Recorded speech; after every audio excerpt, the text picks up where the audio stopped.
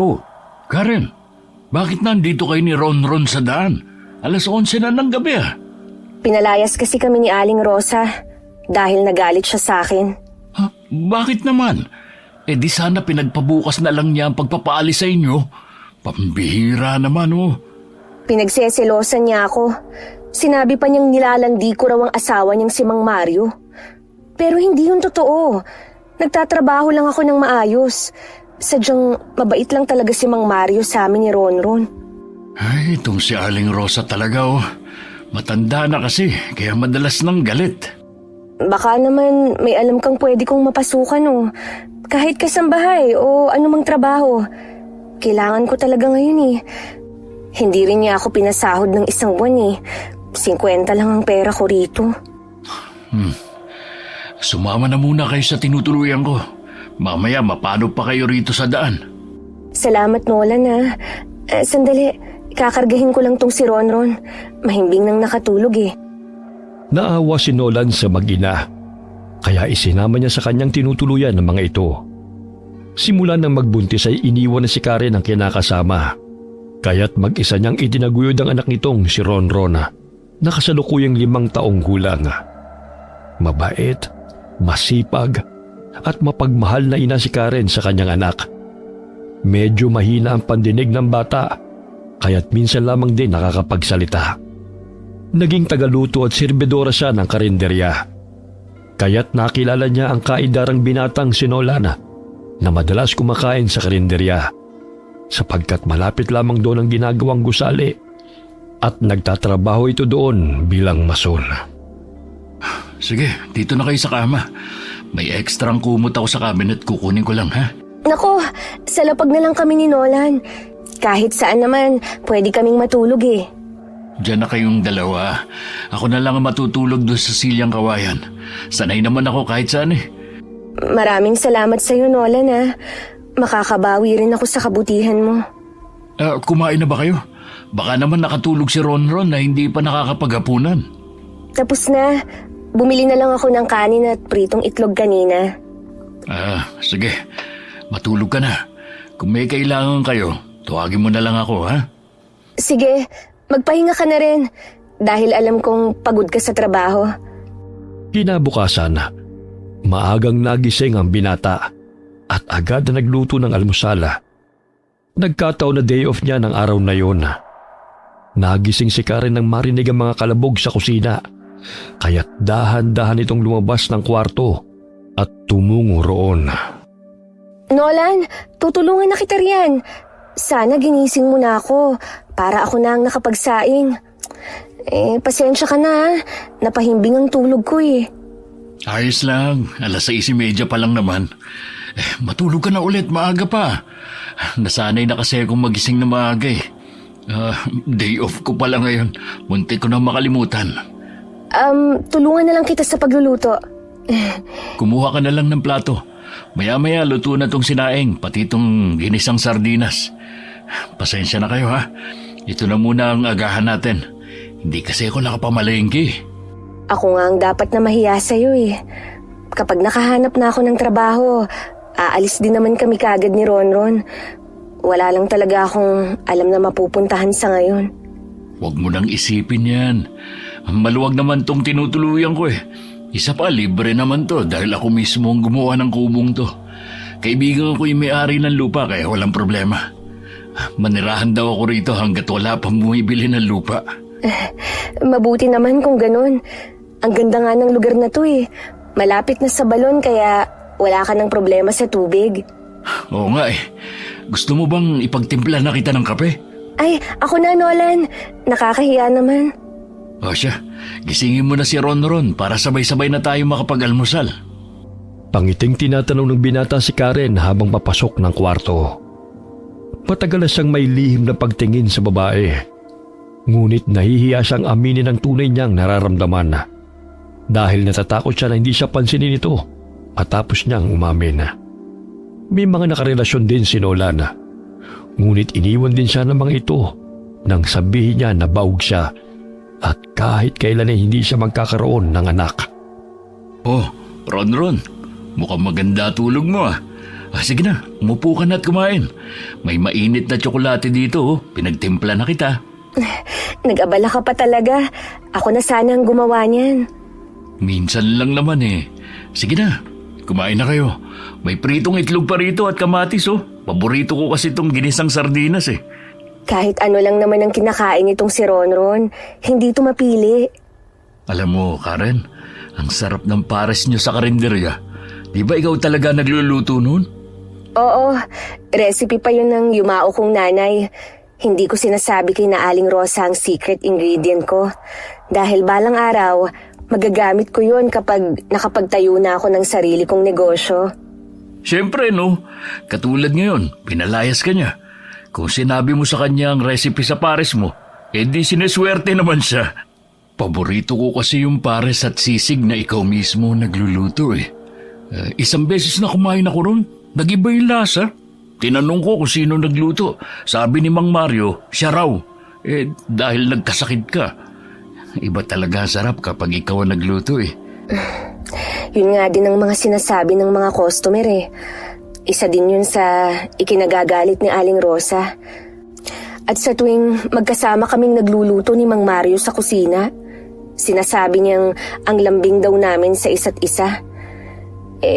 Likas na mabait lang si Mang Mario, salungat sa ugali niya. Pati nga itong si Ronron ay mahal niya. Maging ang anak ko pinag-iinitan ng matandang babae. Hayaan mo na lang yun. Magpatayo ka mismo na sarili mong parisan. Tiyak na tatangkilikin ng mga tao at hahanap-hanapin pa. Ay, yun nga lang. Kailangan ng puhunan. Kaya kailangan ko talagang makahanap ng trabaho sa ngayon.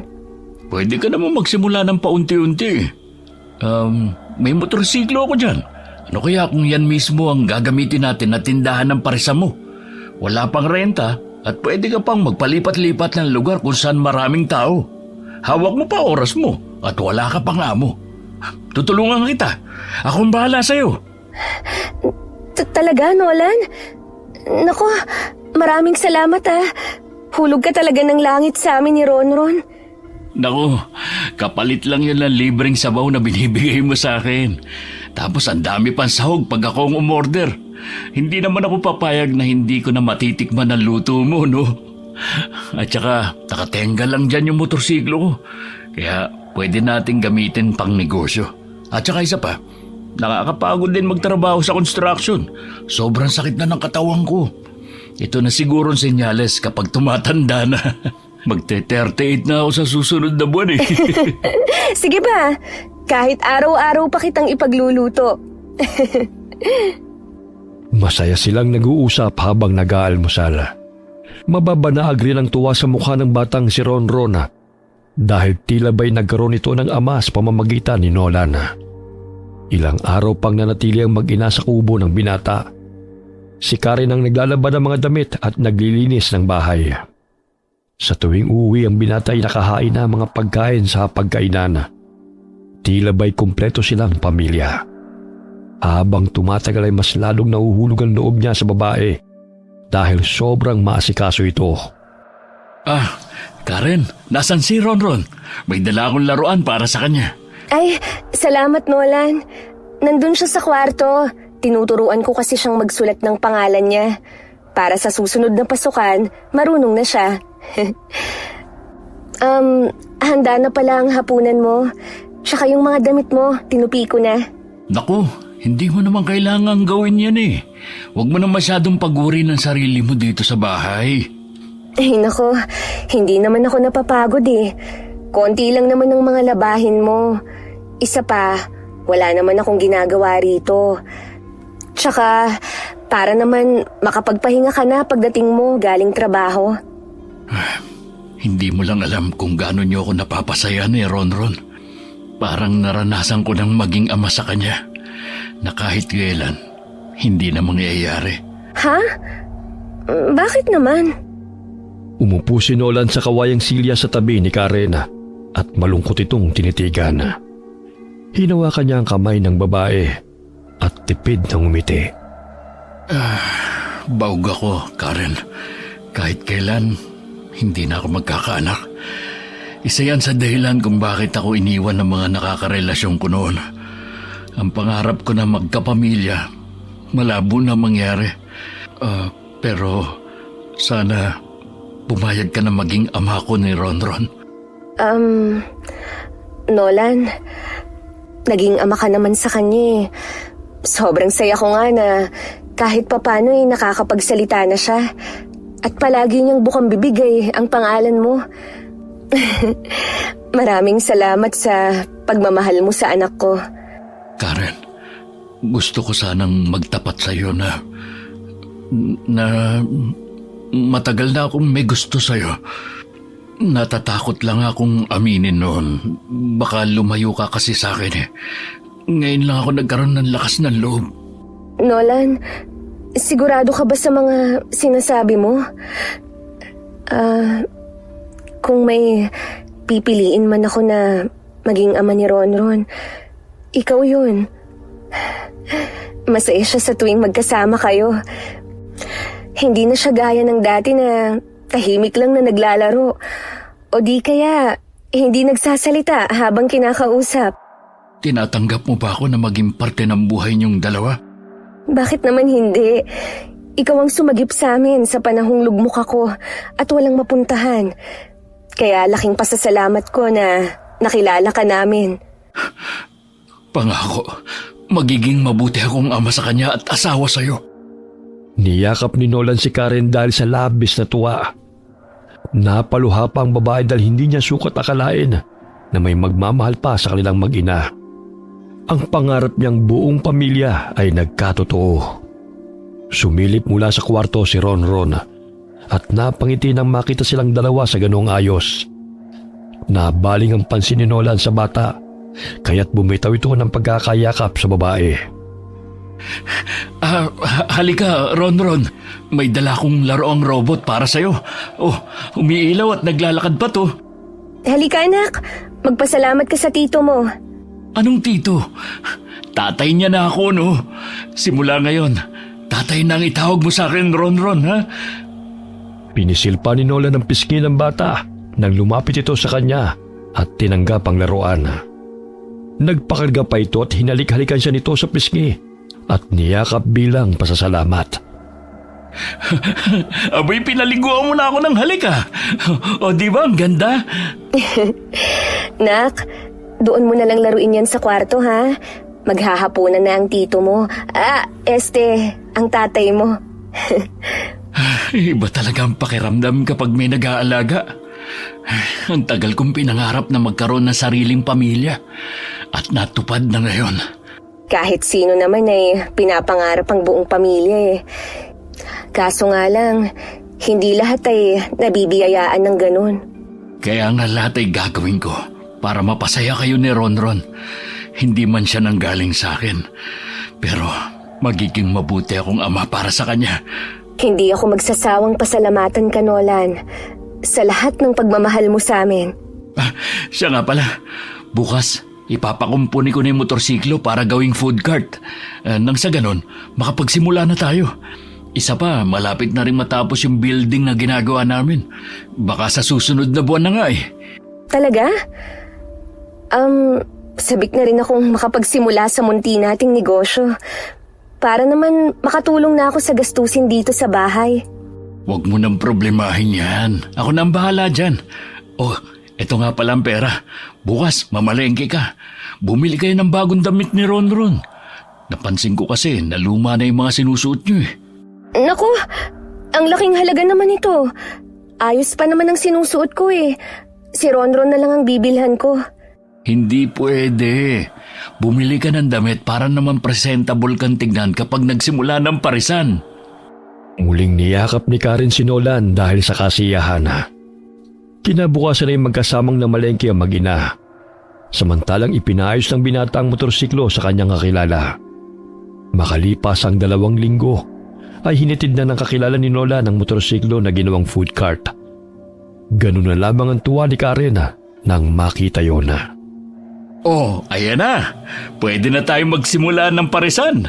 May lagayan na ng malaking kaldero tsaka gas stove sa baba. Ang galing talaga ni Enteng gumawa nito. Paano yan? Hindi ako marunong magmaneho ng motorsiklo. Problema ba yun? Siyempre sasamahan ko kayo ni Ronron. Pwede na akong makapagsimula bukas. May natira pa naman sa perang ibinigay mo sa akin eh. May konting naipon pa naman ako para sa puhunan mo. Kumpleto na ba mga gagamitin mo para bukas? Oo, nakabili na ako ng mangkok at kutsara. Handa na ako. Pinilahan ng pares na binibenta ni Karen. Pumwesto sila sa tapat ng gusali kung saan maraming nagtatrabaho. Malapit din yun sa paaralan, kaya't 6:00 pa lamang ng hapon ay ubus na kaagad ang kanilang paninda.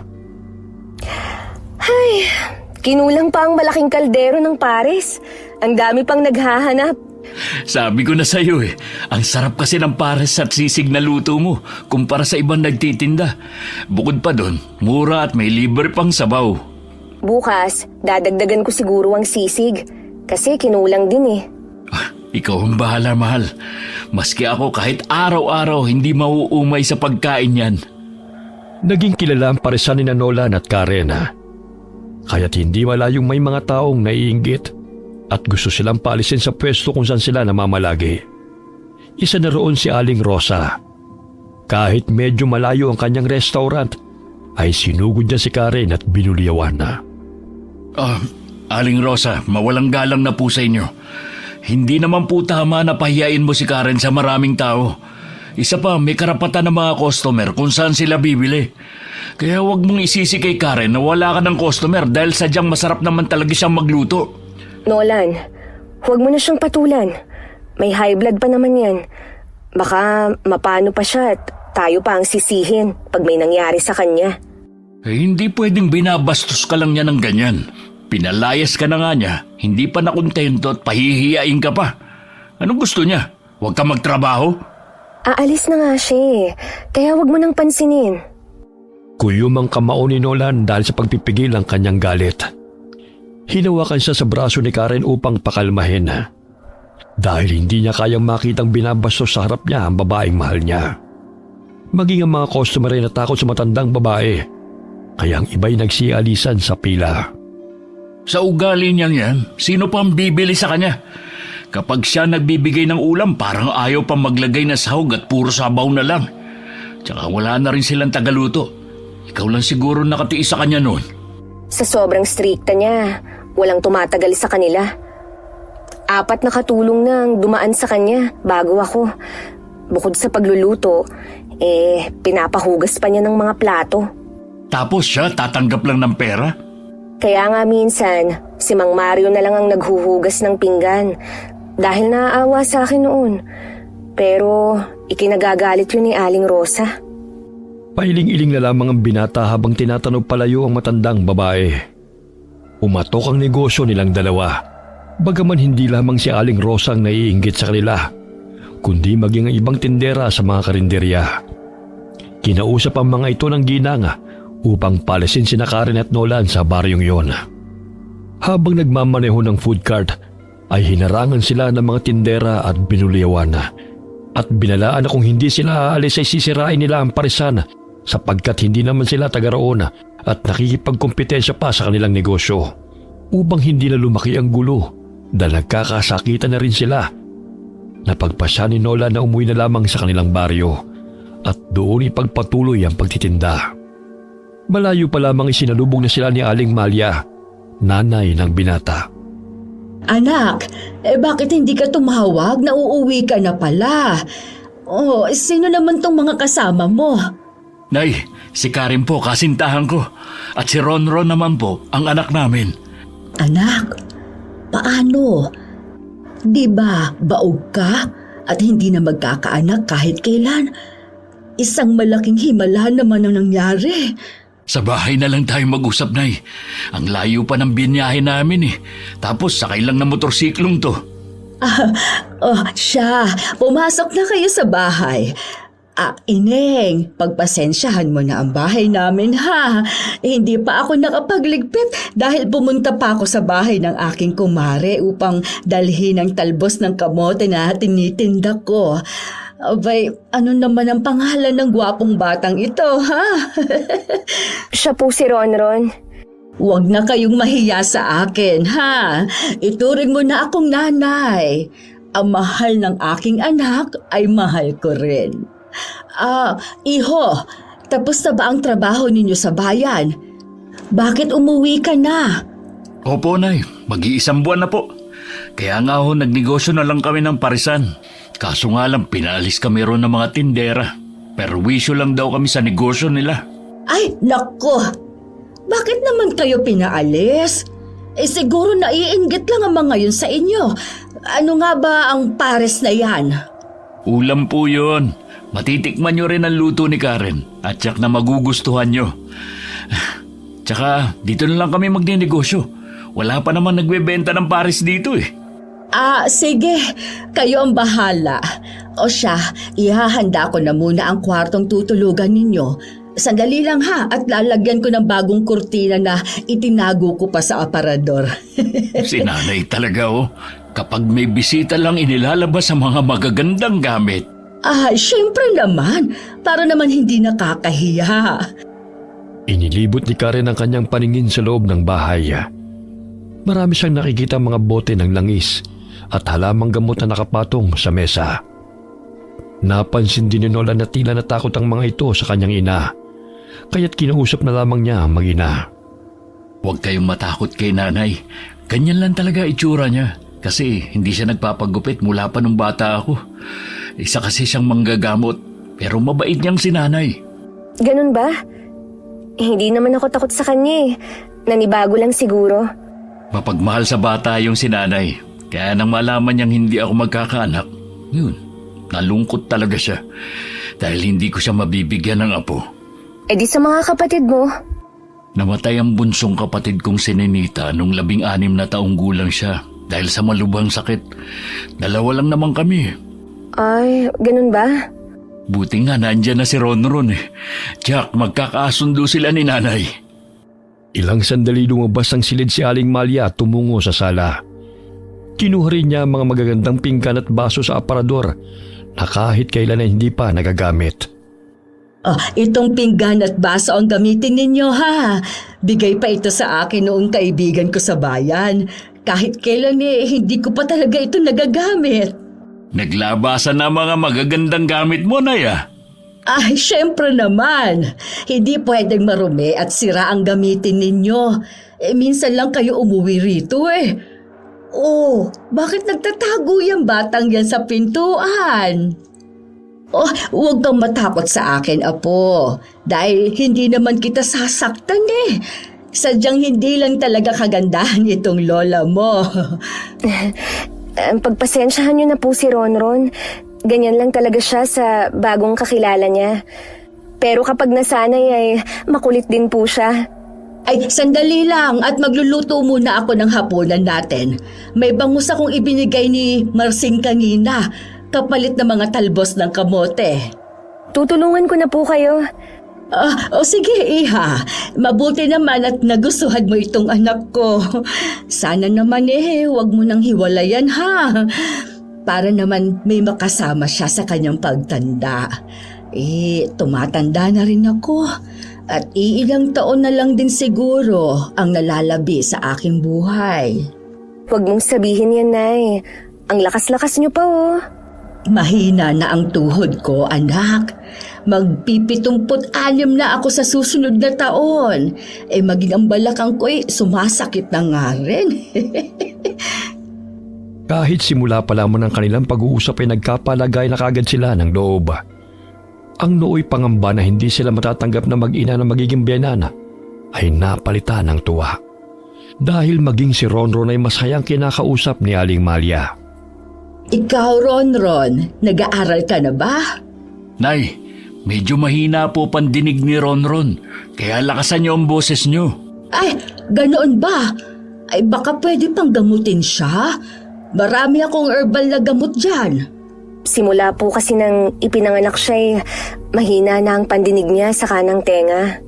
Nakakarinig pa naman siya Maaari natin siyang pag-aralin sa Barrio Hall. Akong maghahatid sa kanya sa paaralan. Naku, Nay, dumito ka na lang sa bahay. Mamaya, madapa ka pa eh. Kami na ni Karen na maghatid sa kanya. Kaya ko pa naman, anak. Namimiss ko lang talaga ang panahon na hinahatid sundo ko kayo sa paaralan. Tsaka, di ba, magtitinda kayo ng pares. Ay, ako nang magbabantay sa batang ito. Mabait naman to eh. O sige, kayo na. Alam ko namang sabik na kayo magkaroon ng apo eh. Basta iho, mahalin mo ang batang ito at ang nanay niya dahil sila na ang magiging pamilya mo. Siyempre naman po, Nay. O siya, maghapunan na tayo. Parang inaantok na tong si Ronron eh. Hindi mapawi ang ngiti sa labi ni Aling Malia na sa wakas ay nagkaroon na ng sariling pamilya ang kanyang anak na si Nolan. Yun ang madalas niyang hinihiling dahil ayaw niyang mamatay siyang nag-iisa ang kanyang anak. Kahit hindi man niya tunay na apo ang bata, ay tinanggap niya ito at minahal. Kabilugan ng buwan, kinuha ng matandang babayang langis sa kanyang aparador at pinahid yun sa nananakit niyang katawan. Ay nako, ang sakit na naman ng katawan ko. Hindi maaaring makita ako ng aking apo na magpalit ng anyo. Mamaya matakot yun sa akin. Sinarado niya ang pinto ng silid at pinuksan ng kalahati ang bintana. Napansin niya na may aninong tumatakbo mula sa kasukalan at may narinig din siyang mga yabaga. Uy, sino naman ang taong yan na pabalik-balik gayong malalim na ang gabi? Matingnan nga. Nararamdaman kong hindi siya ordinaryong tao dahil patuloy na bumubula itong langis ko. Hindi naman ako nagpapalit ng anyo, pero umaapaw pa rin itong bote ng langis. Bukod sa akin, may aswang na napagawi rito sa baryo. Ngunit, sino siya? Kailangang alamin ko ito bago pa maghasik ng lagim ang animal na yan. O Nay, Ay, bakit itlog gising ng ka pa? butike. Sino sinisilip mo sa bintana? Nanggugulat ka naman, anak eh. Sinarado ko na yung pintuan ha. Nakatiwangwang, nakalimutan yung kandado. Sino ba ang tinitignan nyo dyan, Nay? Shh! Huwag ka maingay. May anino akong nakita sa kasukalan. Nararamdaman ko rin ang bigat na dala niyang enerhiya. Natitiyak kong masama ang nilalang na yon. Wala naman ho O sige na, sarado nyo na yung bintana. Kukuha lang po ako ng tubig sa kusina. Nauuhaw ako eh. Oh, sige. At ako'y matutulog na rin. Napasilip sa kawayang dingding si Nolan nang mapansin ang anino na tumatakbo na napadaan sa kanilang bahay. Maging siya'y nagtaka kung sino ito na animoy nagmamadali ngunit wala namang humahabol. Baka siya yung nakita ni Nanay. Muli siyang bumalik sa kwarto at natulog. Bagamat na natiling gising si Aling Malia at nakikiramdam sa paligid. Ngayon ko lang naramdaman ang ganoong kabigat na enerhiya sa tinagal-tagal kong naninirahan sa baryong ito. Batid kong masamang aswang yon. Huwag lang talaga siyang magkakamaling sakta ng pamilya ko dahil ako mismo ang makakalaban niya. Kinabukasan, tila bilasang isdang namumula ang mga mata ng matandang babae dahil hindi siya nakatulog buong magdamaga. Kaya't nagulat si Karen nang biglang makasalubong ang biyenan sa kusina. Ay, bruha! Ay, pasensya ka na, Ineng, dahil nagulat kita. Ang aga niyo namang nagising, Nay. 5:00 pa lang ho. Hindi kasi ako makatulog kagabi. O ito, nagtimpla na lang ako ng tsaa. Pasensya ka na rin, Nay, Magugulatin din ako eh. Magluluto na kasi ako ng pares eh. Nahiwa na naman ni Nola ng mga karne at sangkap kagabi, kaya't mabilis nang maluto ito. Mabuti naman at naisipan ninyong magnegosyo. Masarap kang magluto.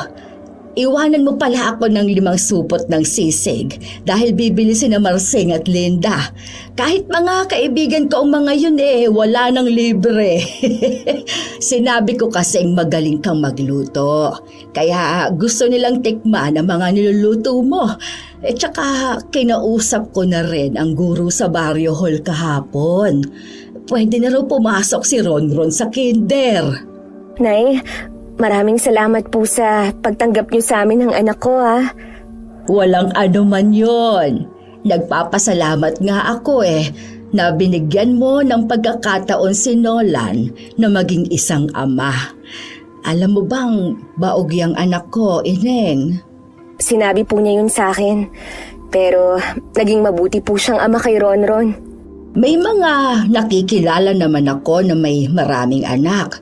Ngunit hindi nagagampanan ang responsibilidad. Ayun, naglalasing. Mas inuuna pa ang alak kaysa ipambili ng pagkain. Maswerte ka sa anak ko dahil wala yung bisyo. Oo nga po, Nay. Maswerte din po kami sa inyo dahil mabait po kayo. Hindi naman masyado, Ineng. Natatawa pa nitong hampas sa braso ni Karen. Napalakas yun dahilan ng muntik ng matumbang manugang sa silyang kinauupuan nito. Ang lakas mo pa rin talaga, Nay. Ay nako, nangihina na nga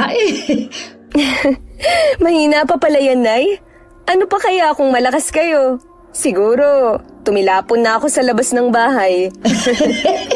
Palabiro ka rin, bata ka. Oh, gising na pala kayo. Mahal, bakit hindi mo ako ginising para natulungan kita? Ay, naisalang ko na sa apoy ang kaldero.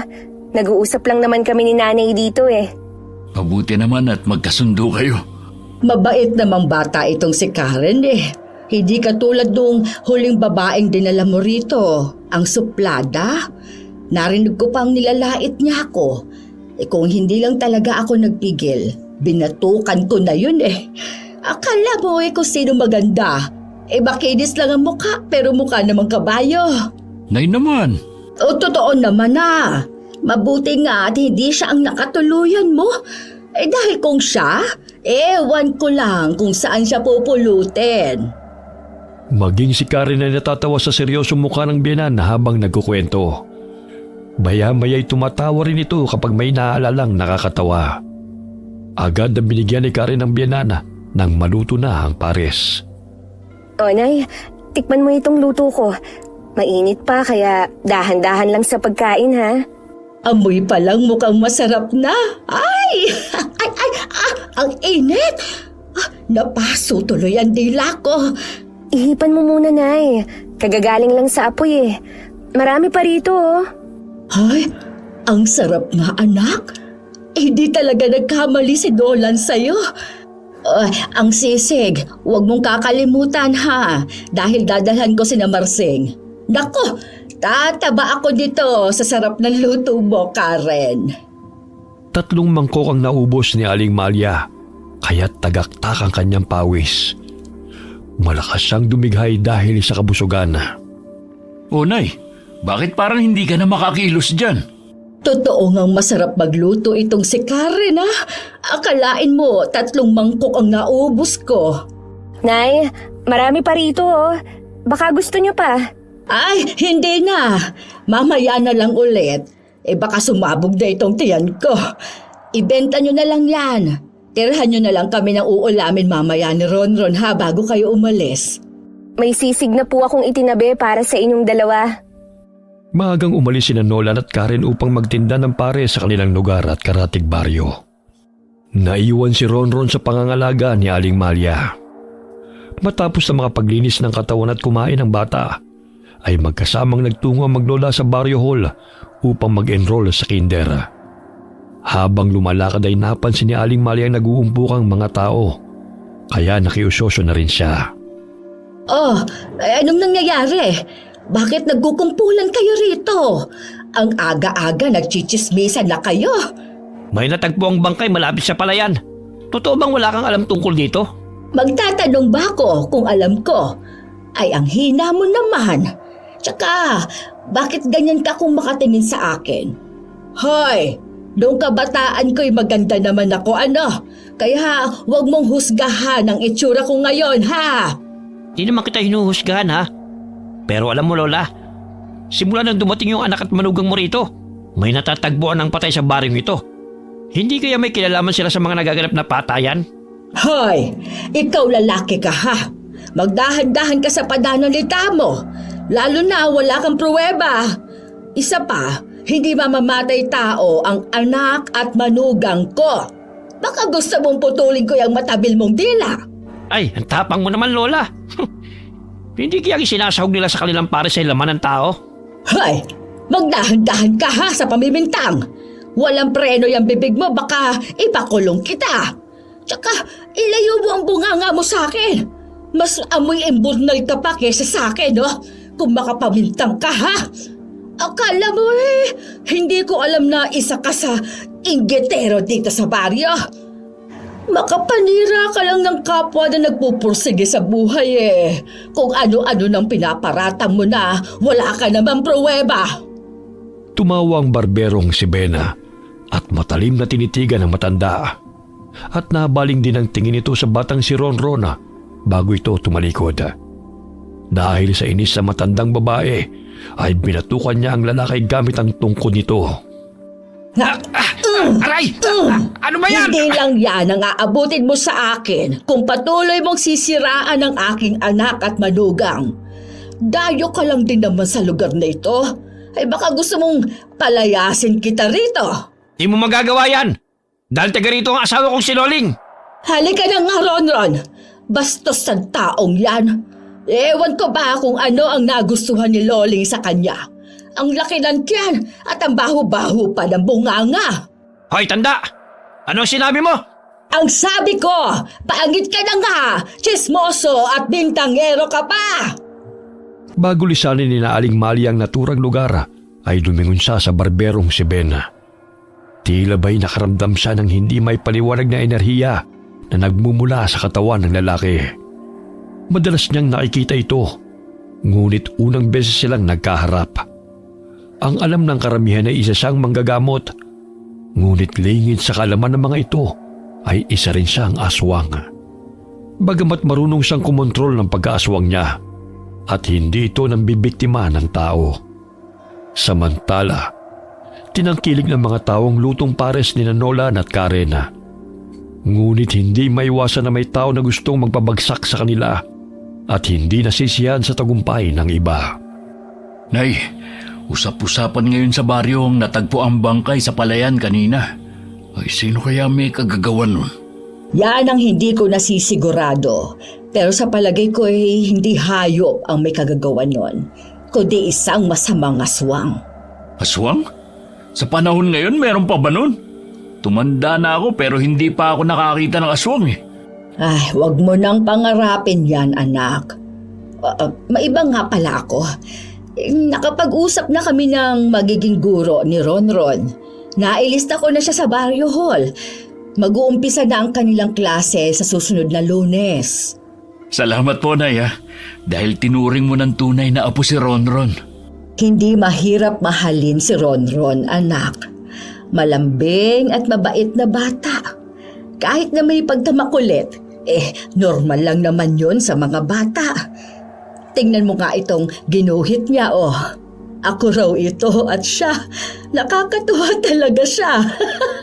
Napamahal ka na talaga sa kanya, Nay. Kumusta na nga pala ang pagbebenta ninyo, anak? Eto po, kahit papano nakakabawi na. Minsan kinukulang pa yung isang kalderong malaki, lalo na kung doon kami pupunta sa bayan. Ang bilis maubos. Mabuti nga yan, anak, para naman makapag-ipon kayo.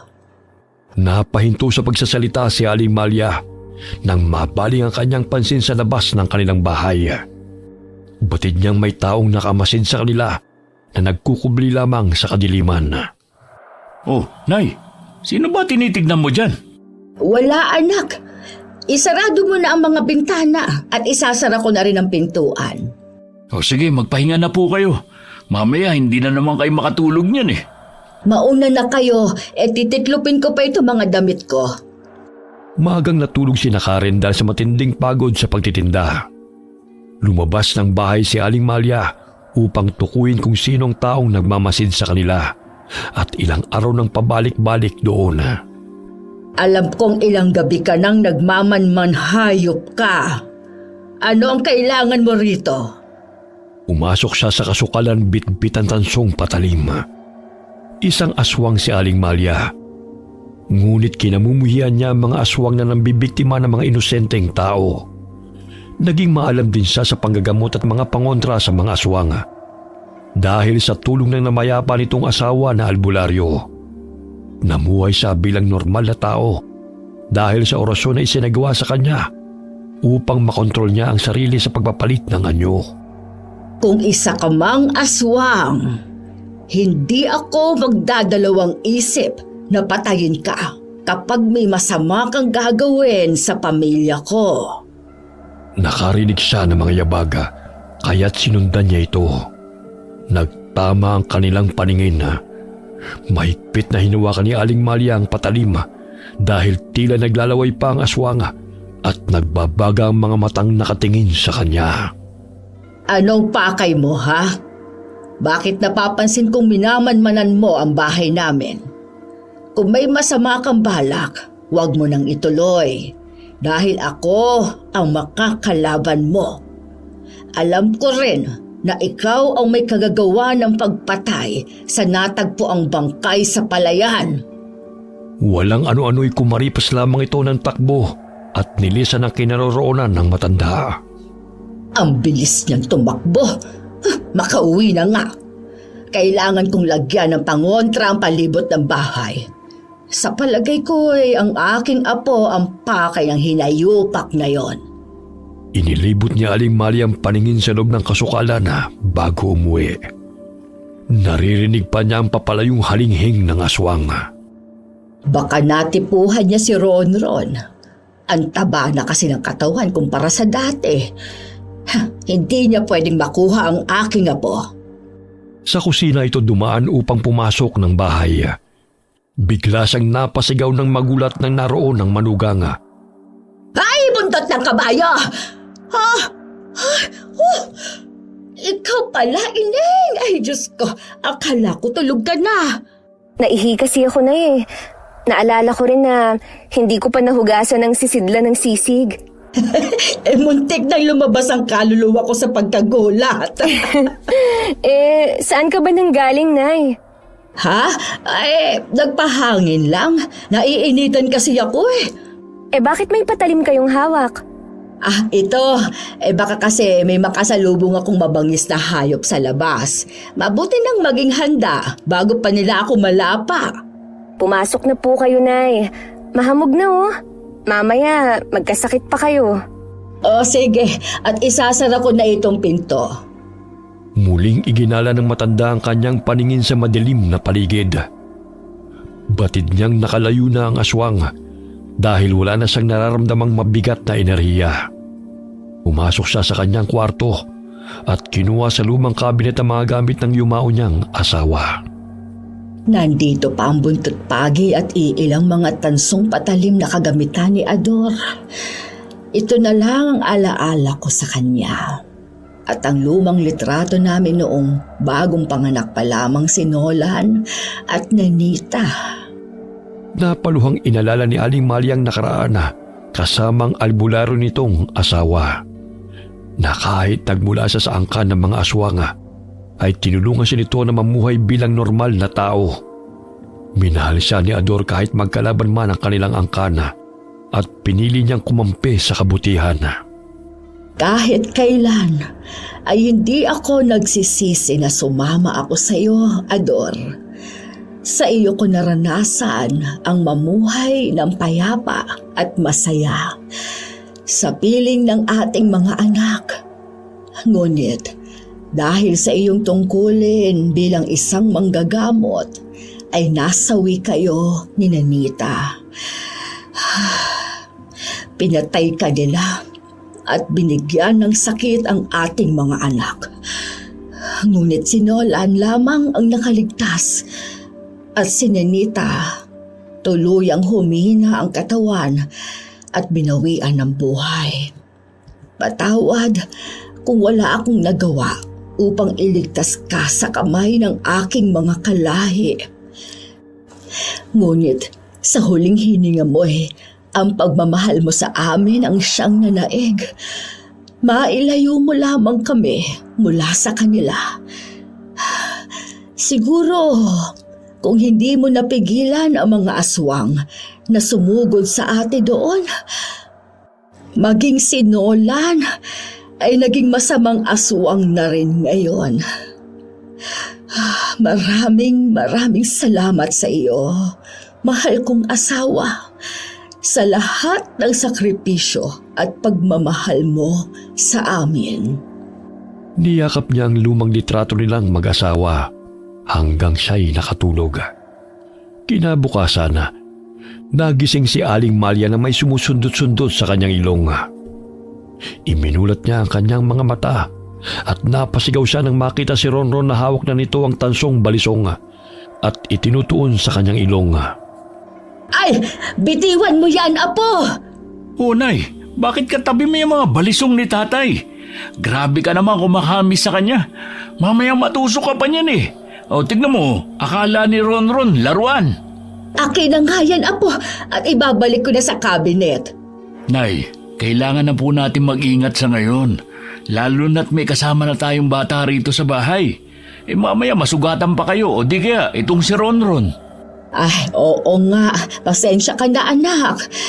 Itong buntot pagi na lang ang ilalabas ko. May mga naririnig kasi ako mga yabag tuwing gabi. Baka kako, natipuhan na masamang elemento itong si Ronron. Eh, hindi naman ako papayag na magkasakit itong makulit kong apo. Eh pagkatapos na dyan, mag-almusal na po tayo. Susunod ako, anak. Agad na lumabas ang silid si Nolan at tinulungan sa paghahain ng kinakasama nitong si Karen at sa paghahanda rin ng mga gamit na dadalhin nila sa pagtitinda. Pambihira naman to si nanay oh. Nangungulila na naman kay tatay. Nilabas na naman lahat ng mga balisong sa lumang kabinet. Kagabi, nadatnan ko siyang lumabas ng bahay. Naiinitan daw siya, pero may dalang patalim. May umaaligid daw rito sa bahay. Kaya siya lumabas para tukuyin kung sino o kung ano yun. Malakas kasi pakiramdam ni nanay dahil manggagamot siya. May aswang nga ba dito? Wala pa naman ako nakikita eh. Mga lasenggo siguro, marami. Nakapaghain na pala kayo. Pasensya na, tinanghali ako ng gising, ha? Anay, naihanda ko na pala ang mga gamit ni Ronron sa eskwela. Nariyan na po ang bag niya, tsaka nakapagbihis na rin siya. Anong oras na ba? 7:00 na po. Ay sandali, at maliligo lang ako. 8:00 ang pasok niya. Mamaya mahuli kami sa klase. Nay, dahan-dahan lang. Ang lapit lang naman mula rito ng Barrio Hall eh. Wala pang 10 minuto, nandun na kayo. Kahit na.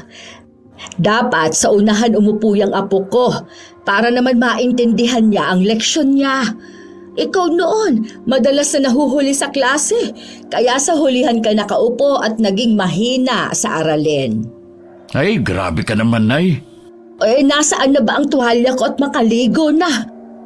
Wala pang 5 minuto ay agad na natapos sa paliligo si Aling Malia dahil sa kanyang pagmamadali. Nanginginig din ang buo niyang katawan dahil sa lamig ng tubig. Wala pang 5 minuto ay agad na natapos sa paliligo si Aling Malia dahil sa kanyang pagmamadali. Nanginginig din ang buo niyang katawan dahil sa lamig ng tubig. Hay nako, kapag matanda ka na talaga, madalas nang giniginaw. Ay, nasaan na bang duster ko? Ay, Nay, nandito po oh. Hinangir ko po kagabi. Salamat, anak. Dali-dali rin siyang kumain dahil ayaw niyang mahuli sa klase ang kanyang apong si Ronron. Ganun na lamang ang tuwa ni Karen dahil sa sobrang maalaga ang biyenan sa kanyang anak. Sabay-sabay silang umalis ng bahay. Sa daan ay inanok nila si Mang Marsing ng pares, ngunit umiling-iling ang matanda. Oh, bakit naman ayaw mo? Kamakailan lang sinabi mong bibili ka. Sa susunod na lang, Malia. Tsaka alam mo bang usap-usapan ngayon? Kumakalat na sa baryo na ang karning isinasahog sa pares lamang loob at karni ng tao. Naniniwala ka naman doon. Abay, sadyang namumuro na sa akin ang taong yun Mawalang galang na po, Lolo. Hindi po karne ng tao ang sinasahog sa pares namin, kundi karne ng baka. Sino naman po ang nagpakalat ng maling kwentong yan? Hindi naman ako naniniwala eh. Eh kung hindi ka na naniniwala, di bumili ka na. Ang tagal mo na akong kaibigan. Kung kani-kanino ka pa nakikinig. Palibhasa, ang nagpakalat ng balitang yan ay nilamon ng inggit sa katawan. Kaya hindi umuusad sa buhay. Sino po bang tinutukoy mo, Nay? Di ang bugok na Ben na barbero dyan sa kanto. Kalalaking tao ang tsismoso. Siya nga itong dayo lang rin sa baryo natin Pinatulan si Loleng na 10 taon nang mas matanda kaysa sa kanya. Tapos kung ano-ano pang pinagsasasabi sa mga tao na pumupunta sa barbershop niya. Naku, may araw din niyang lalaking yan sa akin. Hayaan mo na siya, Nay. Hindi naman totoong sinasabi nun eh. Ay, hindi pwedeng siraan niya ang hanap buhay ninyo ni Karen. Pinaghirapan yung dalawa yan eh. Pabayaan niyo na po siya, Nay. Wala lang sigurong magawa ang taong yun. Sige, hatid niyo na po si Ronron. Nandun na po ang teacher niyo. Ay, oo nga pala. Halika na, Apo. Baka mahuli ka pa sa klase. Oy, Marseng, mamaya na tayo mag-usap ha. Ihahatid ko na muna itong apo ko. Matapos na maihatid ni Aling Malia si Ronron sa paaralan, ay dali-dali nitong tinungo ang barbershop ni Ben. Dahil alam niyang ito ang naninira sa hanap buhay ng kanyang anak. Hoy, lalaki! Ano itong naririnig kong haka-haka na hindi masarap ang pare sa tinitinda ng anak at manugang ko? Na ang sahog laman ng tao? Kung ang lamang loob mo kaya ang isahog ko ngayon, ha? Oh, Lola, hini-hini ka sa pamimintang mo Hindi ako nagpapakalat ng ganyan. Ikaw lang naman itong alam kong may inggit sa katawan Kamakailan lang, pinagbibintangan mo na ang mga anak ko ang sanhi ng patayan dito sa baryo. Para malaman mo wala pa sila ay may natatagpuan ng bangkay rito. At yon ay simula nang dumating ka. Ginigigil mo talaga akong bugok ka Puputulin ko yung dila mo Kinuha ni Aling Mali ang gunting na nakalapag sa mesa at dinuro-duro yon sa bunganga ng lalaki. Bitiwan mo yan, Lola. Mamaya may saksak mo pa yun sa akin Isasaksak ko talaga to sa'yo kung hindi ka titigil sa paninira. Hanggang ngayon nasisinghot ko pang baho ng bunganga mo. Ewan ko nga ba sa mga nagpapagupit sa'yo rito kung bakit nila nakakayanan ng amoy ng hininga mo. Tsaka, yung si Loling, paano niya titiis ang baho ng bunganga mo kapag nakikipaghalikan sa'yo? Umalis ka na nga rito. Tignan mo, natatakot na yung mga bata sa'yo. Mga bata, magsiuwi na kayo. Huwag kayo nagpupunta rito. Dahil bukod sa tapang ng hilinga ng lalaking ito, malakas ang aking pakiramdam na may gagawin siyang hindi ka nais-nais sa inyo. Ano ba yung pinagsasabi mo, tanda? Ikaw nga itong naninira ng harap-harapan Mabuti na yan, kaysa patalikod mo kami sinisiraan. Isa pa, totoo ang sinasabi ko. Dahil itsura mo pa lang, hindi na mapagkakatiwalaan. Nandidilat pa ang mga matang sambit ni Aling Malia at agad na nilisa ng barbershop.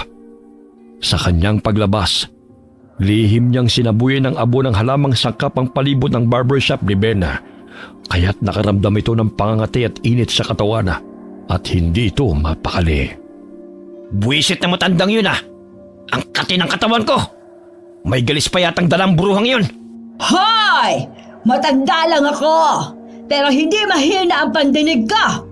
Wala akong galis at dalang mikrobyo sa katawan. Baka ikaw! Umalis ka na nga! Nanggugulo ka lang rito Hindi ako titigil sa panggugulo kung patuloy mong sisiraan ang mga anak ko. Naghahanap buhay sila ng marangal, tapos paparatangan mo lang ng kung ano-ano. Palibhasa Tsismoso ka! Sunod-sunod ang nawawalang bata sa baryo at natatagpuan sa liblib na lugar. Ang pinaghihinalaan ng mga tao si Karen na bagong salta lamang sa lugar na yun. Inuyog sila ng mga tao nang may natagpuan na namang bangkay ng bata sa talahibaan. Nagkataon na papalabas na sila ni Nolan sa bahay nang harangin sila ng mga tao. Ang babae niya nang siya na rin kung bakit parami ng parami ang natatagpo ang patay dito sa ating lugar. Simula nang tumuntong siya rito, ay minalas na ang ating baryo. Wala po akong alam sa pinagsasasabi mo, Manong. Hindi ako ang pumapatay. Maniwala kayo. Maghunos dili po kayo. Huwag naman kayong mamimintang ng walang patunay. Marangal kami naghahanap buhay at wala kami sinasaktang tao.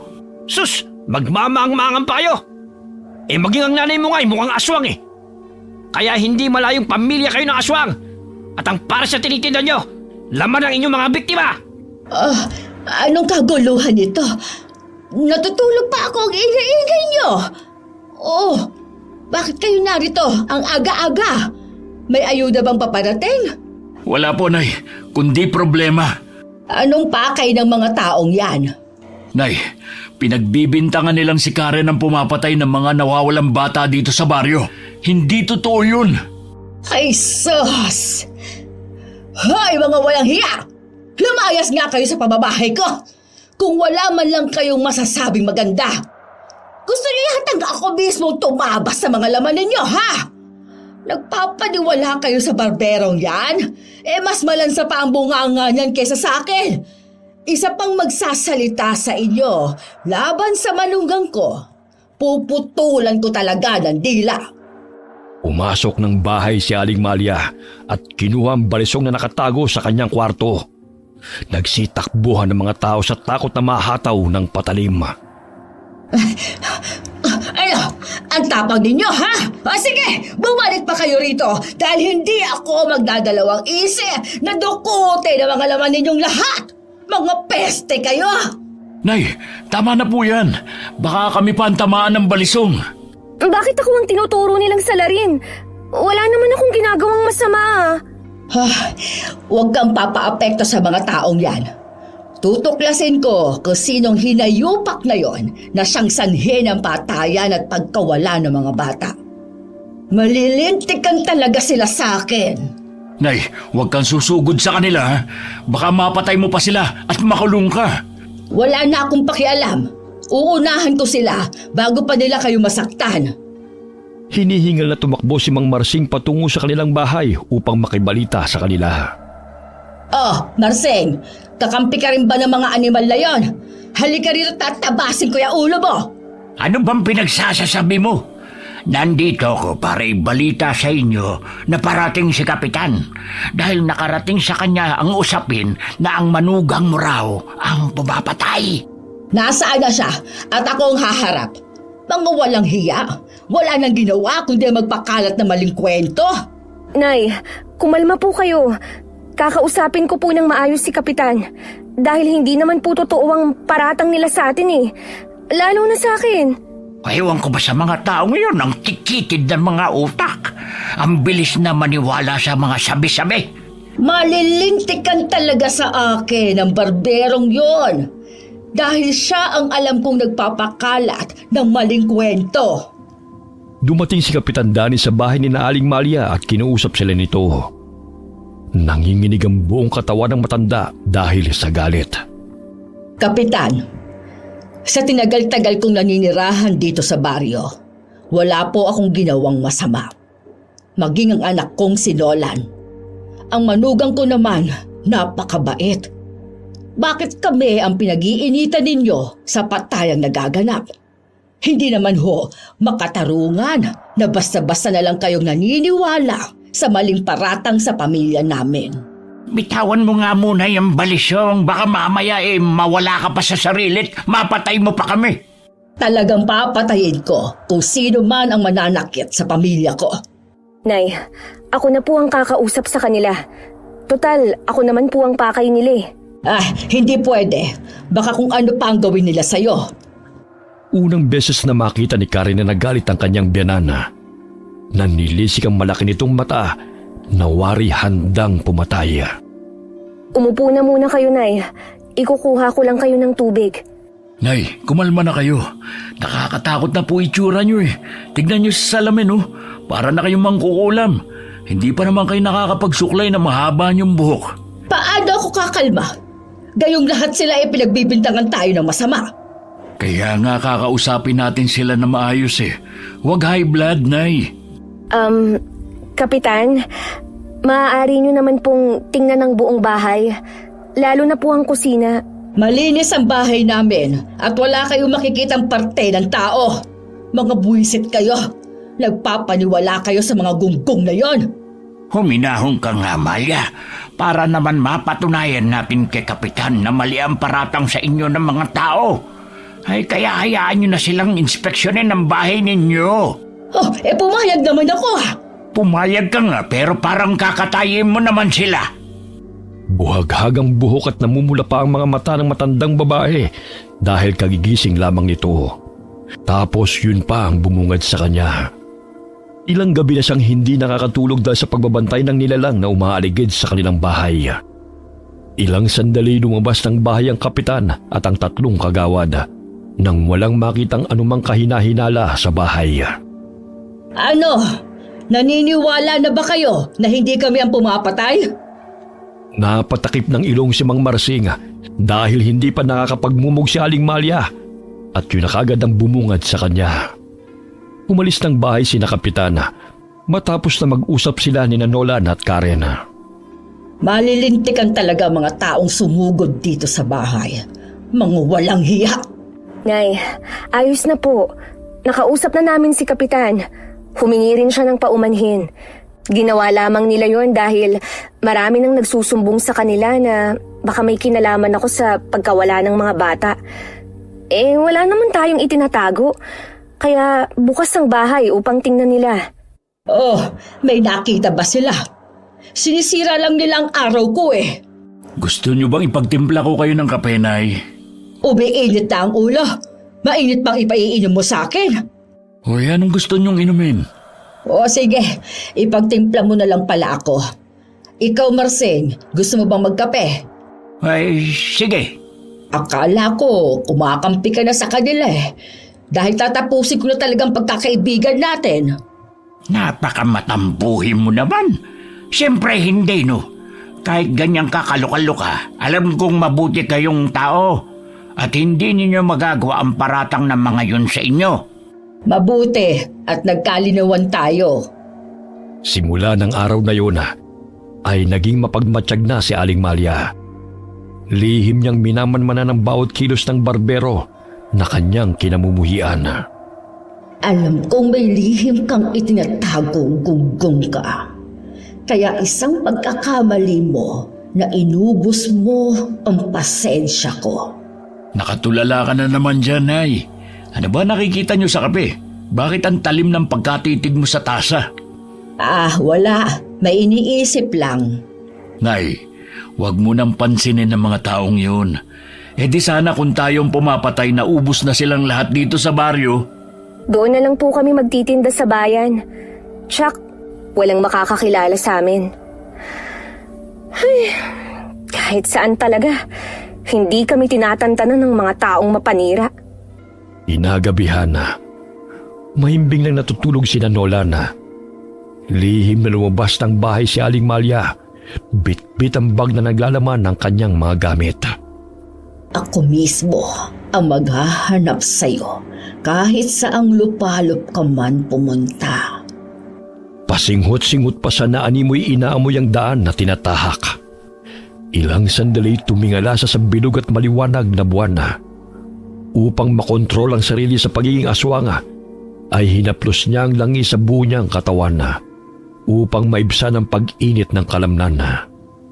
Yun ang langis na may akdo ng ahas na may halong sangkap ng halamang gamot na may orasyon pa ng yumao nitong asawang manggagamot. Binagtas niya ang daan kung saan nasisingot niya ang mabahong amoy na may halin tulad sa nabubulok na karne ng hayop. Aba, malapit na kitang matuntun. Akala mo talaga, maisahan mo pa ako ha? Ipapaako mo pa sa manugang ko ang kawalang hiyaan mo? Pues, huhulihin kitang hinayupak ka. Nagkubli sa mayayabong na damuhan ng matandang babae at naninaw nitong may taong lumalakad patungo sa isang dampa. Nakahubad ito ng pang-itaas na saplot at tanging nakapantalon lamang ito ng punit-punit. Naglalangis pa ang katawan nito at nagbabaga mga mata. at nakausli pa ang matatalim na mga ngipin nito. Namumukhaan kong lalaking yan ah. Akala niya siguro'y maiisahan niya ako. Sandali, at kukunin ko lang ang buntot pagi sa aking bag.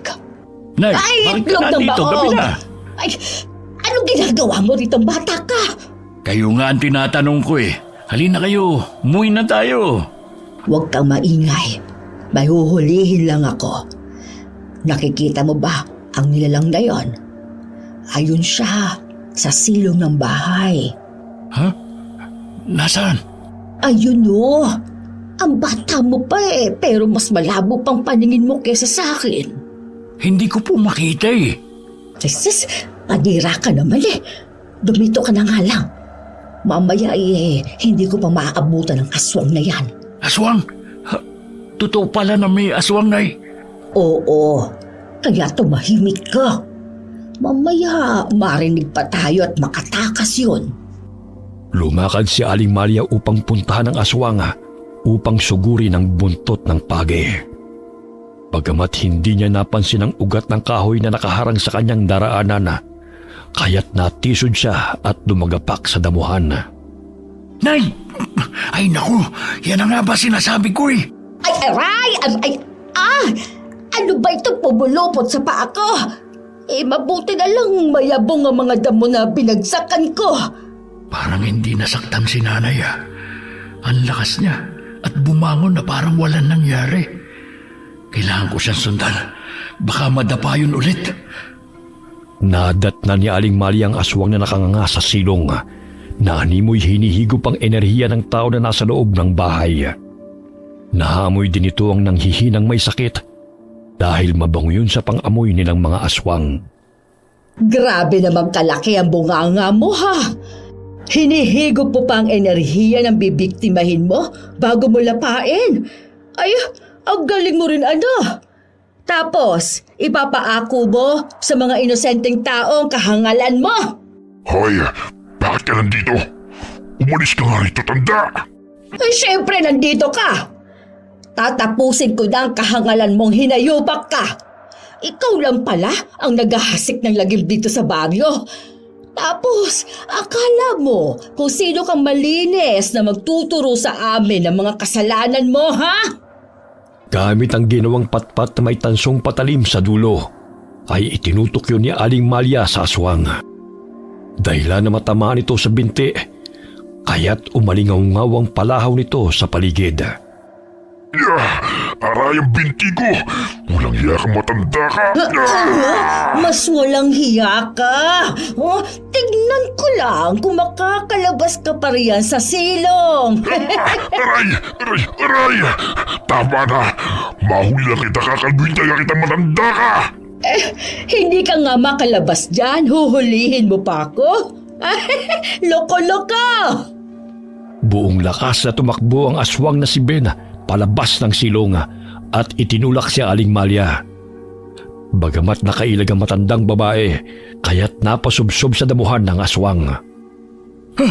Aswang nga! Nay, lumayo ka sa kanya, baka saktan ka niya! Siya ang sasaktan ko!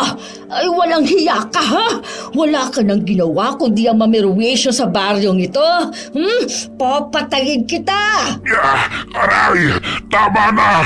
Tama na, tanda! Ang lakas ni nanay na lumaban sa aswang. Nasa kanya pa rin ang mga gamit ni tatay pangontra noon sa mga masasamang elemento. Ang lakas pa rin pala ng bisa ng buntot paging pangontra sa aswang. Hindi ko hahayaan na makatakas ka pa, ha? Dahil patutunayan ko sa mga tao na ikaw ang pumapatay, hindi ang manugang at ang anak ko. Hayop ka! Sisirain mo pang reputasyon ng pamilya ko. Bago yon, papatayin na muna kita. Tumakbo si Nolan upang tulungan ang kanyang ina. Ngunit buong lakas na tumayo ang aswang at tumakbo upang tumakas. Paika-ika pa ito dahil sa sakit na sanhi ng paghataw sa kanya ng buntot pagi. Nagtamo siya ng maraming sugat at nadadapa pa sa talahiban. Lumabas ng kubo ang may-ari ng bahay dahil sa ingay. Nalaman ni na Aling Malia na may sakit ang anak ng magsasaka. Ay, nakatakas ng hinayupak na yon. Hindi bale, nasugatan ko naman siya. Magtutuos pa naman kaming muli. Aswang nga po yun, Nay. Akala ko sa kwento ko lang napapakinggan ng mga yan. Totoo nga sila. Ay, dako anak. Masamang aswang yon. At natatakam sa laman at dugo ng tao. May mga aswang naman na gustong mamuhay ng normal. Ganun ba, Nay? Nandito na naman ako. Gagamutin ko na muna ang bata. Umuwi ka na. Baka mapadaan pang aswang na yon sa bahay. Oh, etong patpat na may tansong patalim. Dalhin mo to.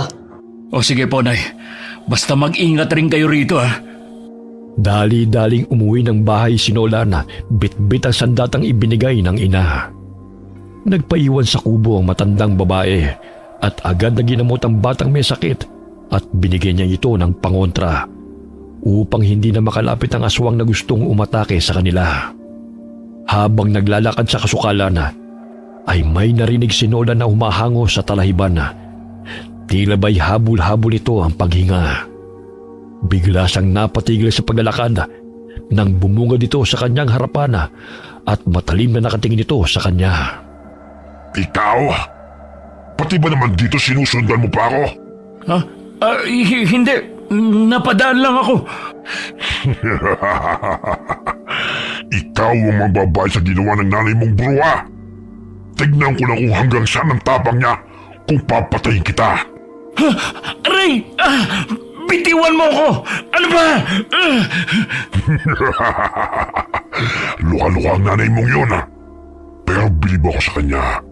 Dahil kahit na matanda na siya ay malakas pa rin siya makipaglaban kahit na uugod-ugod na siya. Aray! Bitawan mo ko! Malapit lamang sila sa tinitirhan ni Mang Marsing kaya't nagising ang matandang lalaki. Lumabas ito ng bahay at tinungang lugar kung saan nadidinig nito ang taong humihingi ng saklolo. Sumambulat sa paningin nito si Nolan na nooy sinasaktan ng aswang at pilit na sinasakmal. Ngunit sinasangga ito ng binata gamit ang patpat na may tansong patalim. Hoy, aswang! Bitawan mo siya! Ikaw pala ang pumapatay dito sa baryo at bibiktimahin mo pa si Nolan, ha? Kahit na magtulungan pa kayo, hindi niyo ako mapapatay. Ganon, ha? Aray! Bitiwan mo ko! Hindi ako makahinga! Hindi ka na magtatagal sa mundo, bata. Papatayin kita bilang kabayaran sa pananakit ng bruha mong nanay. Hinataw siya ni Mang Marsing gamit ang itak. Ngunit nailagan niyo ng aswang at tumalon patungo sa matandang lalaki at tinagalan niya ito. Kung nagpahinga ka na lang sana sa bahay mo, di sana wala kang problema. Pakialamero ko rin kasing matanda ka eh. Ay! Ang sakit ng braso ko! Ang lalim ng sugat na dulot na mahaba niyang kuko! Hindi sina Nolan at Karen ang aswang, kundi ikaw pala, ha? Sino ka? Bakit mo sasabihin kung sino ako? Ano ka, sinuswerte? Layuan mo si Mang Marsing! Hayop ka! Buong lakas na hinataw ni Nolan ng patpat ang aswang, kaya't tinamaan ito ng patalim sa pisngi. Dahilan na magkaroon ito ng sugat. Babalikan ko kayong lahat. Pagbabayaran yung lahat ng ginawa niyong to sa akin. Hoy! Bumalik ka rito! Hey, kahit duguan na siya'y matulin pa rin siyang tumakbo. Oo nga po eh. Sino kaya ang aswang na yan? Dito pa talaga sa baryo natin napagawi. Nakalaban siya kanina ni nanay.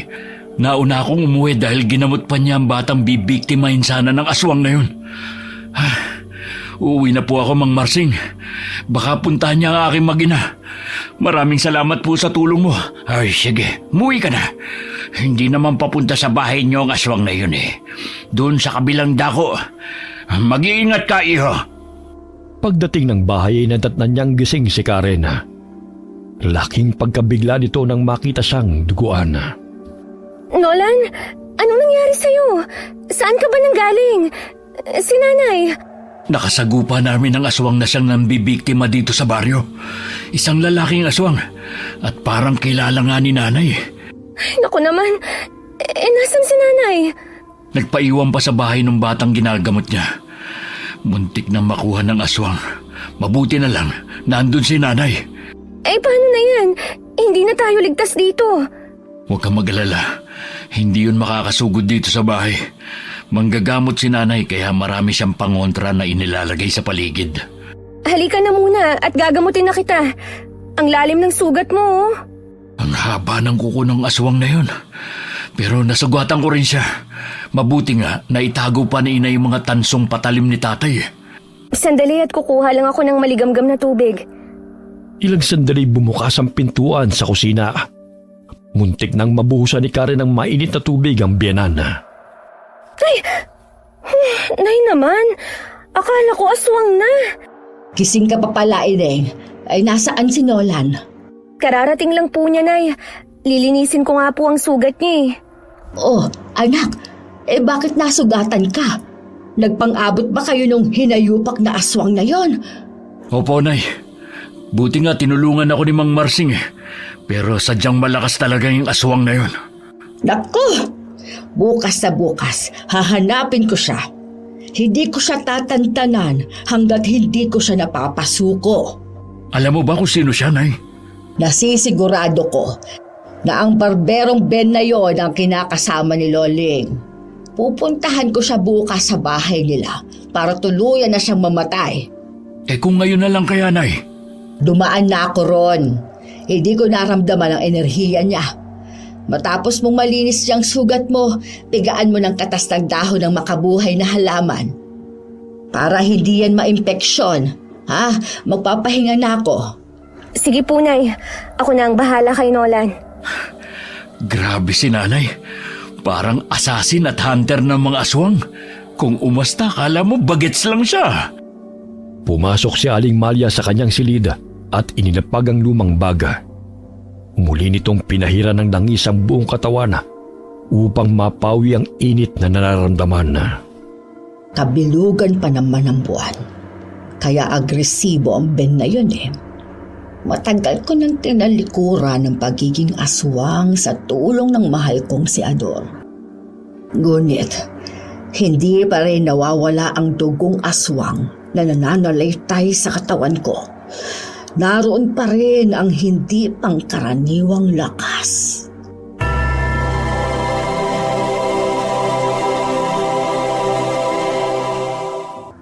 Alam mo bang minsan, naririnig kong humihikbi si nanay sa tuwing mag-isa na lamang siya. Mahal na mahal kasi niya si tatay. Yung mga gamit ni tatay nandyan pa, tinatago niya. Mga lumang damit, nasa aparador niya. Matapos mapatay si tatay ng mga kaaway, sumunod naman kaming nagkasakit ni Ninita. Maswerte nga lang ako't gumaling ako eh. Mahina ang katawan ng kapatid ko kaya namatay rin. Samantala, paika-ikang tumakbo ang aswang papasok ng gubat. Hindi ito umuwi ng bahay na kanyang tinutuluyan dahil alam nitong nakilala na siya ng matandang babae.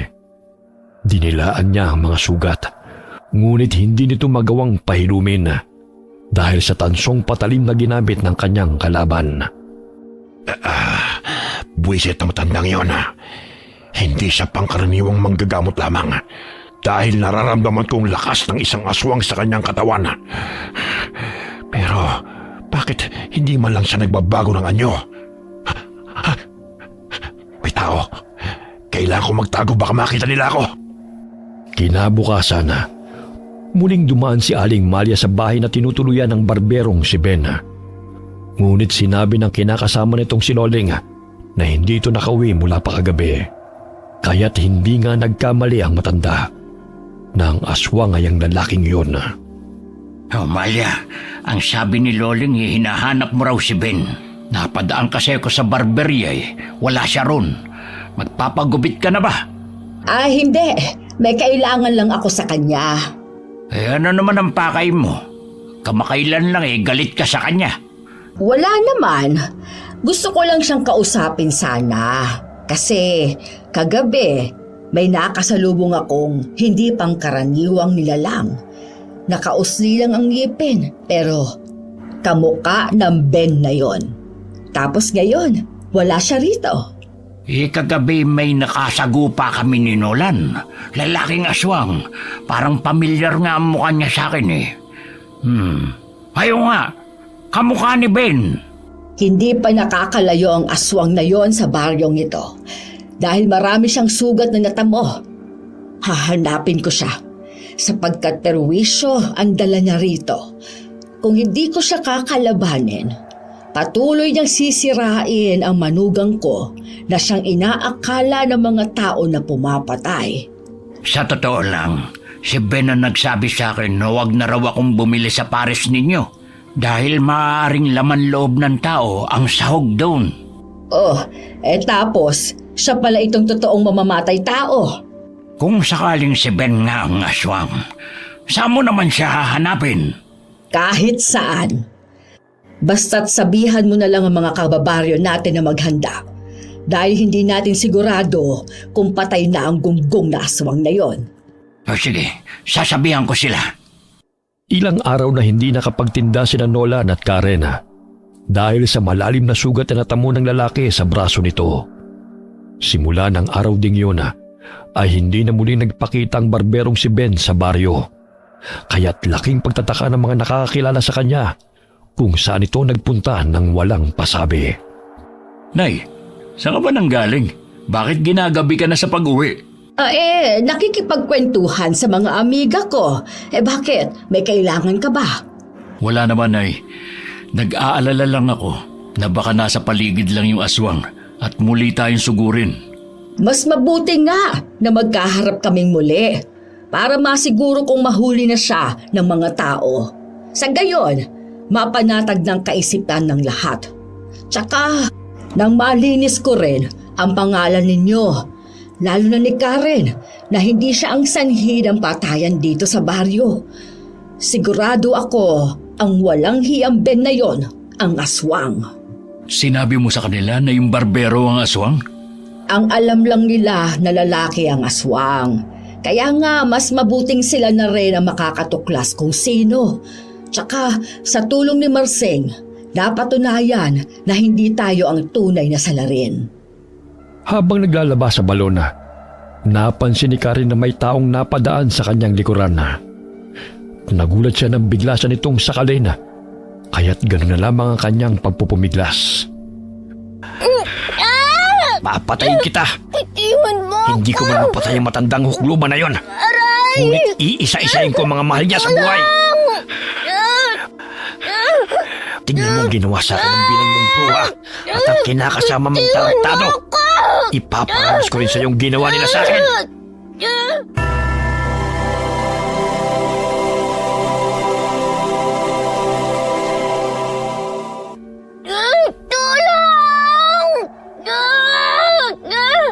Nay, boses ni Karen yun Parang humihingi ng tulong. Ay, oo nga. Halika, puntahan natin siya. Nakasalubong nila si Ronron na nooy takot na takot. Hindi ito makapagsalita. Bagkus umiiyak lamang ito at itinuturo ang kinaroroonan ng ina. Nandilat ang mga mata ni Nolan nang makitang kinakaladkad ng lalaki si Karen. Hoy! Bitawan mo siya! Hayop ka, buhay ka pa! Apo, pumasok ka sa bahay at huwag kang lumabas, ha? Pupuntahan lang namin ang nanay mo. Sinunod ng bata ang utos ng kanyang lola. Dali-daling sinundan ng matandang babae ang kinaroroonan ng taong nananakit sa kanyang manugang. Bit-bit ang palakol at buntot ng pagi ay sinugod niya si Ben. Bitiwan mo ang manugang ko! Hindi ba't ako naman ang pakay mo? Tayo ang magtuos! Duwag! Sinira mong buhay ko. Kaya papatayin ko ang mga taong malapit sa'yo. Tignan ko lang kung hindi ka lumuha ng dugo sa pagdadalamhati. Hoy, Gunggong! Ikaw nga itong nanira sa amin, hindi ba? Ipinagkalat mo kami ang aswang na pumapatay sa baryong ito. Yun pala, ikaw naman talaga. Ikaw rin ang dahilan kung bakit nagkakasakit ang mga kabataan dahil hinihigop mo ang enerhiya nila. Ang dami mong alam, tanda.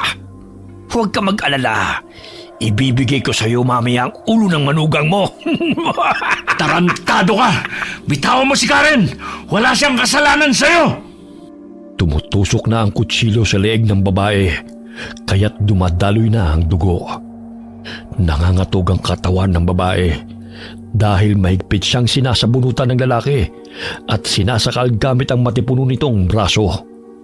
Bagamat hindi na malaya ni Ben na naroon sa kanyang likuran si Mang Marsing kasama ang mga anak nitong lalaki. Kaya't malakas na hinambalos ng matanda ang likod nito gamit ang sanga ng kahoy na panggatong. Aray! Mga walang hiya kayo! Sige, igapos niyo siya. Kunin niyo yung patalim sa kanyang kamay. Aray!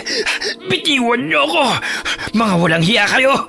Papatayin ko kayong lahat! Kaya pala ganun mo na lang siraan sina Nolan at Karen, ha? Ikaw lang pala ang aswang. Ang lakas pa ng loob mong kaibiganin kami at paniwalain na mabuti ang hangarin mo sa libreng gupit. Yung pala'y may kabulastugang ka palang ginagawa. Pilit nilang ginapos ang lalaki gamit ang baging. Ngunit tumilapon silang tatlo nang bigla itong nagwala. Nanilisik ang mga mata nito at tumutulo pa ang laway. Nagpapahiwatig na gutom na ito at gustong kumain ng laman at dugo. Wala akong ititira kahit isa man sa inyo. Sige, magtulungan kayo. Pero hindi niyo ako mapapatay. Kumaripas ito ng takbo at nilundagan ito ang anak na bunso ni Mang Marsing upang sakmalin. Ngunit maliksing hinampasan ni Aling Malia ng buntot ng page dahilan na napaigtad ito sa nararamdamang sakit. Wala ka talagang kadala-dala. Layuan mo ang batang yan!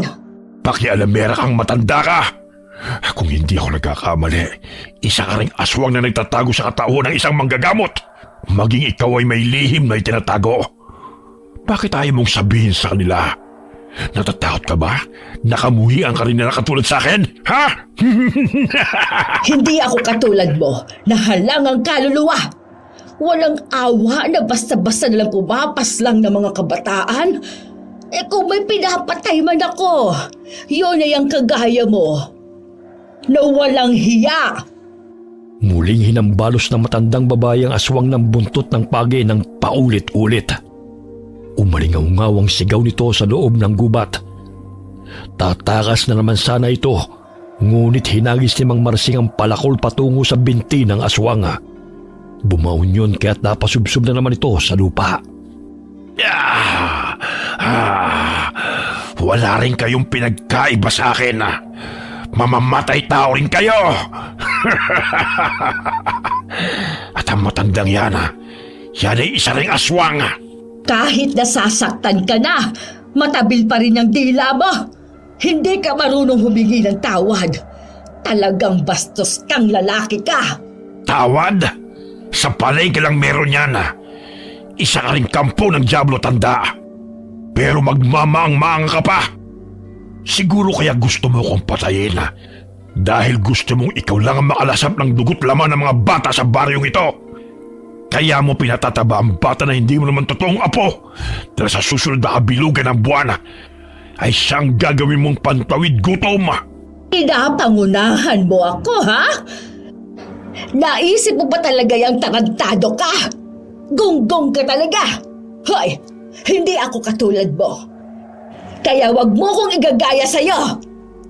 Malakas na binatukan ni Aling Malia ang lalaki dahil sa mga sinasabi na naman ito. Bagamat maliksing kinuha ng lalaki ang palakol na bumaon sa kanyang binti upang isaksak yun sa matandang babae. Ngunit bago pa man ito maibaon sa katawan ni Aling Malia, ay sunod-sunod na putok ang kanilang narinig na pinakawalan ng isang mga ngaso na kanina pa nakamasid sa pangyayari. Bumaon ng tansong mga bala sa katawan ng aswang, kaya't pasinok-sinok itong humandusay sa lupa. Baka walang hiyak kayo. Oh, ayan. Nainis na ang mga ngaso sa'yo kahit sa huling sandali mo'y tarantado ka pa rin talaga. Nay, may sugat ka ba? Natamaan ka ba ng bala? Ayos lang ako, anak. Kaunting daplis lang naman ito. Nay, maraming salamat. Kung hindi dahil sa inyo'y napatay na ako ng lalaking yan. Huwag kang maniwala sa sinasabi ni Ben. Hindi ko kayo sasaktan. Mahal ko kayo ni Ronron. Alam ko naman po yun, Nay. O siya, umuwi na tayo. Sinamarsing ng bahala sa bangkay ng lalaking yan. Ilang sandali dumating sina Kapitan Danny at ang mga kagawad dahil ipinagbigay alam sa kanila ng isang anak ni Mang Marsing ang nangyayari. Kapitan, mabutit narito na kayo. Hay nako, itong si Ben, muntik nang patayin nitong si Karen, maging kami. Siyang naghahasik ng kababalaghan sa baryong ito. Mula pa man siguro noon na mga hayop ang nawawala. Hindi pa nakontento, mga kabataan naman ang pinuntirya. Ayan na si Loling. Marsing, ikaw nang magpaliwanag sa kanya ha. Uuwi na muna kami dahil hinihintay na kami roon ng aking apo. Natatakot pa naman yon. Sige, ako nang bahala. Halos mahimatay sa iyak si Loling nang makitang naliligo sa dugo si Ben. Hindi ito makapaniwala sa isinalaysay ng mga taong naroon sapagkat ayon sa kanya ay mabait na tao si Ben at hindi nito kayang manakit. Hanggang ngayon, yan pa rin talagang paniniwalaan mo. Muntik na kaming mapatay ng lalaking yan. Ginamit ka lang niya para may tutuluyan siya rito na hindi nabibisto ang tunay niyang pakay. Hindi na nagsampa ng kaso si Loling sa mga taong pumatay kay Ben. Dahil ang lahat ng naroon ay nakasaksi kung paano sila pagtangka ang patay ng lalaki. Simula nang mamatay si Ben, ay wala ng bangkay na natatagpuan sa mga talahiban at naging payapa ang pamumuhay ng mga taga-baryo. Pumatok ang paresan ni Nolan at Karen hanggang nagkaroon na sila ng 10 food cart. Silang mag-asawa mismo ang nagtitimpla at ang mga kakilala nila ang nagtitinda sa iba't ibang lugar sa bayan. Sa gayon ay malaking tulong din yon sa kanilang kababaryo na minsan na silang pinaghinalaan ng mga aswang. Okay, sana po nagustuhan niyo ang kwento natin ngayon. Shoutout po tayo kay Sally Albino from Kawayan City, Isabela. Shoutout sa Grefaldia family, Imperial family at Ledesma family from Laguna. Kumusta po kayo? Shoutout po kay Chloe Abalos from Riyadh, Saudi Arabia. Hi kay Bimski Vlog. Hi kay Josephine De Los Trinos. Hi kay Honeylove Sweetman from Bahrain. Hi kay Romeo Palingkod from Villanueva, Misamis Oriental. Hi kay Elizabeth Dunca. Alright, marami pong salamat sa inyo and God bless all of you.